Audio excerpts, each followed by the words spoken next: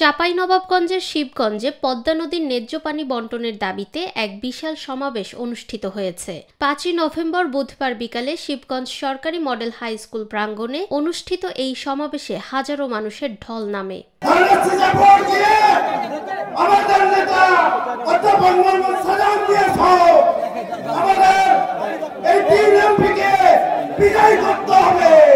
সমাবেশে প্রধান অতিথি হিসেবে উপস্থিত ছিলেন বীর মুক্তিযোদ্ধা জননেতা আলহাজ অধ্যাপক মোহাম্মদ শাহজাহান মিয়া। তিনি বলেন, পদ্মা নদী কেবল একটি নদী নয়, এটি আমাদের জীবনরেখা। এই নদীর পানি বন্ধ হয়ে গেলে উত্তরবঙ্গের কৃষি, অর্থনীতি ও পরিবেশ ধ্বংসের মুখে পড়বে। তাই পদ্মার ন্যায্য পানি বন্টনের দাবিতে সবাইকে ঐক্যবদ্ধ হতে হবে।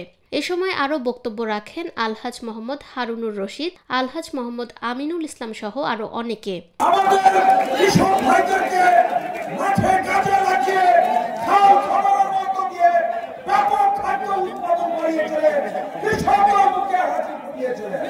আগামী ফেব্রুয়ারিতে আমাদের একটি সুন্দর নির্বাচন অনুষ্ঠিত করে আমাদের চাঁপাইনবাবগঞ্জের ৩ জন মানিক, শাহজাহান ভাই, হারুন ভাই, আমিন ভাইকে ধানের শীষে ভোট দিয়ে আমরা জয়যুক্ত করবো ইনশাআল্লাহ। ভাই, বিএনপি হচ্ছে জনগণের দল, বিএনপি হচ্ছে সাধারণ মানুষের দল, তাই আমরা একসাথে